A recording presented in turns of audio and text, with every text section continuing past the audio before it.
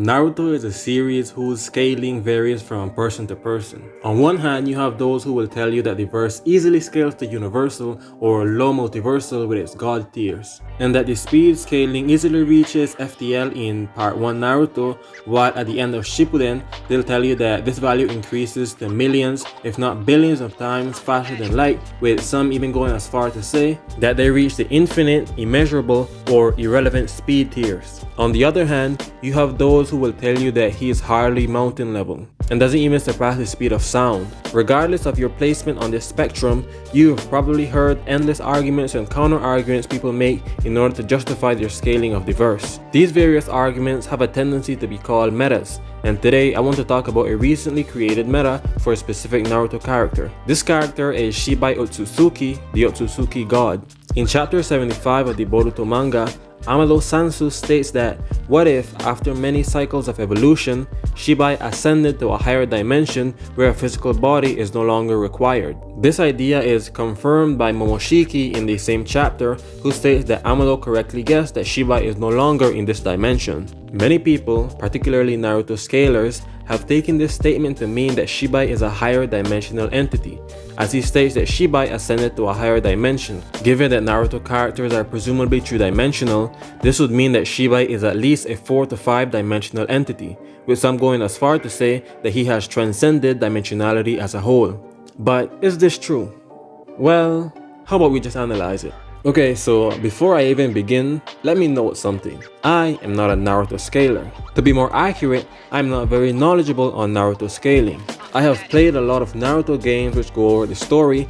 I've heard people talking about it in passing, whether it's related to scaling or not, and several years ago, I watched the entirety of part 1 Naruto. However, that's about the limits of my knowledge. I say all of this to assert that there are many minutiae that are like common knowledge within the series for anyone who has even casually watched it in its entirety that may be able to assist my assessment of these statements. However, I am not aware of these minutiae and will not go out of my way to heavily research the series just to make this video, as I don't believe it to be necessary for what I am going to say. Similar to my recent One Punch Man video, I'm making this because of the hype in the scaling sphere these statements have drummed up. And with that being said, let's get into the analysis of these claims. The chapter starts off with someone explaining Ada's and Damon's abilities.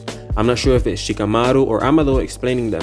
These abilities are quite impressive, which leads Naruto to question how Amado created them. However, Amado corrects him and says that he didn't create those abilities as he is not a god. If not, those abilities already existed and he transplanted them into Ada and Damon. When asked to explain what he means, Amado says that these abilities were brought about by Shibai Otsutsuki, someone who evolved into a godlike being. Shikamaru questions him about this individual, which is when Amado explains that Shibai is no longer with them and all that's left is his remains. He then reiterates something he said previously, which is that the chakra fruit formed from absorbing all life on a planet is a mass of colossal energy and genetic information, and that the Otsutsuki are beings that evolve by eating these plants. Amado then says that through repeated karmic resurrection, Shibai cheated death, devoured many fruit over several millennia, and eventually, the culmination of these evolutions led to godhood. Skipping forward a little, it is explained that Shibai's abilities, called Shinjutsu, were so powerful and unique that one can liken them to divine miracles. The ability that enables resurrection, karma, is also a Shinjutsu, with Amado going as far to say that ninjutsu itself is an attempt to mimic Shinjutsu. Shikamaru then asks an interesting question. With karmic resurrection, Shibai ought to have lived forever. Thus, why is he a corpse? Amado then offers his hypothesis. What if, after many cycles of evolution, Shibai ascended to a higher dimension where a physical body isn't required? He then states that if no physical body is needed, then neither are resurrections or vessels. He proposes the explanation that Shibai deliberately discarded his body. Shikamaru then acknowledges the reasonability of the hypothesis by saying that if God is meant to be a flawless being, then Amado's hypothesis does have some merit. Shikamaru becomes suspicious of Amado's story of his daughter. At the same time, it seems as if Momoshiki's consciousness is meshing with Boruto's, which allows them to communicate seemingly telepathically. Here, Boruto expresses his doubts about the truthfulness of Amado's Shibai story, which is when Momoshiki outright confirms Amado's story about Shikai, saying that he is no longer in this dimension. That's basically all the necessary context needed for me to begin my explanation. Okay, so to reiterate the argument, Amado says Shibai ascended to a higher dimension. The term higher dimension has a tendency to be used in reference to realms which are made up of more than 3 dimensions. Therefore, Shibai is in a realm that is made up of more than 3 dimensions, i.e. a 4-dimensional realm. Lower dimensional objects cannot exist in higher dimensional planes. Thus, Shibai would be a higher dimensional entity, which would entail that he is at least a 4-dimensional being. Quite simple and reasonable, right? So, what's the issue? Well, the issue is what exactly is meant by higher dimension. You see, in mathematics, physics, engineering, architecture, etc., it is often used to describe axes of measurement. For example, height and length. However, in fiction and everyday speech, this isn't the case. You see, via pop culture's extensive consumption of fictional content, the term dimension has been appropriated to be a synonym of realms, realities, or other / parallel universes. You can verify this yourself. Look up the term parallel dimension and you'll see what pops up. Another example is the term dimensional travel or interdimensional travel. These terms don't refer to traveling between spatial dimensions such as height, length, width, etc. They refer to traveling in between universes or other realities. If I really wanted to, I could name off endless examples within fictional series you're probably aware of that have used the term dimension as a synonym for universe, but I do not believe it to be necessary for the purposes of this video. Thus, the higher dimension Amado claims Shibai has ascended to doesn't necessarily mean that he is a higher dimensional being.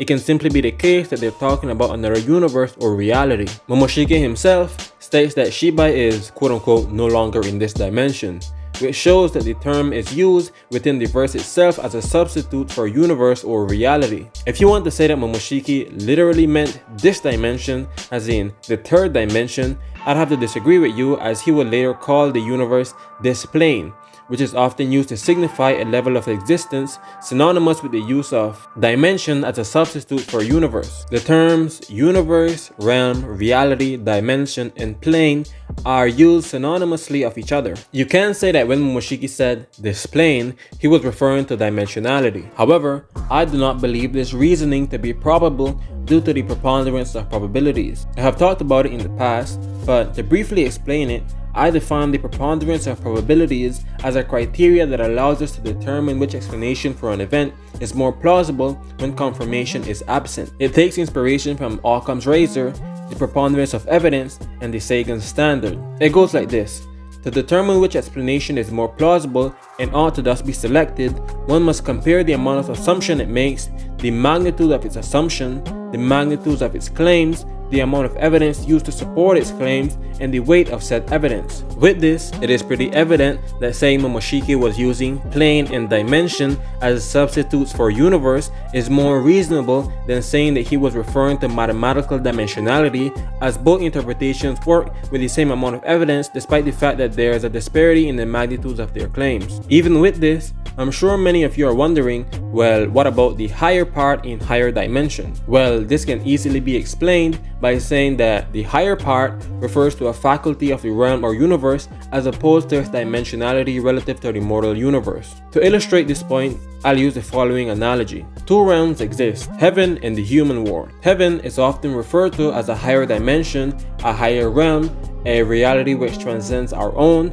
and a plane beyond humanity. The human world is made up of 3 dimensions, and so is heaven. However, humans cannot reach heaven as only divine beings can freely access it. Those within heaven are inconceivably powerful, have eternal life, do not tire, do not engage in war or any other trivial human matters, etc. i.e., they are akin to what one would call a god with the ability to do what exceeds human limitations. These beings are often called higher beings and entities of a transcendental existence. All the beings within this realm are 3-dimensional. In that analogy I gave, none of those points are mutually exclusive. Furthermore, non-contradiction will not be violated if I said that those that exist within heaven cannot break any of the laws of logic or physics. What I'm trying to say is that the higher part of that phrase doesn't necessitate a contradiction to my interpretation of the use of dimension here, as it can simply be in reference to a faculty of the realm, a faculty that has no relation to the concept of dimensionality. Supporting what I'm saying is Amado's anecdote about the death of his daughter, Akibi, and his attempt to revive her via archiving and replicating her memories, voice, and appearance. Even though he did this, the end product was not his daughter, if not what he describes as a total stranger. He claimed to continue trying to remake her, and each time he was successful in creating a new person, but this person was not his daughter. This led him to the conclusion that, quote-unquote, this was the domain of gods, a world humans were not meant to step into.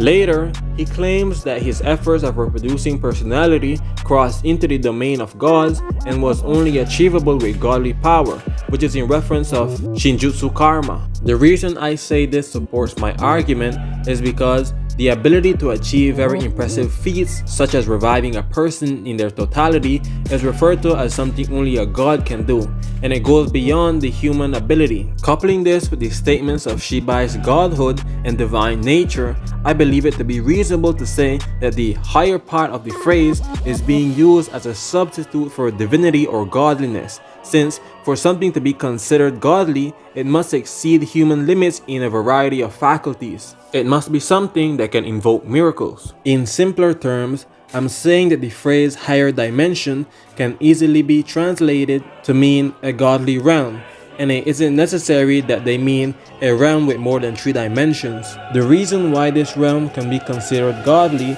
is up to speculation, and it isn't necessary for me to explain it. Simply put, the realm can possess faculties that would make those within the mortal realm which does not possess these faculties refer to this one as godly. An Instagram power scaler named Anime True Scaling made a post wherein they would go over why they do not believe Amado is saying that Shibai is a higher dimensional entity or ascended to a higher dimensional realm. While I don't agree with everything said, he suggests that when Amado mentions Shibai's ascension, he's actually referring to Shibai transcending the cycle of life, death, and resurrection. I bring this up to illustrate one of the ways in which the realm Shibai ascended to can be considered higher or godly without resorting to saying that it's made up of more than 3 dimensions. Am I saying that this is the reason why the realm Shibai ascended to is referred to as higher?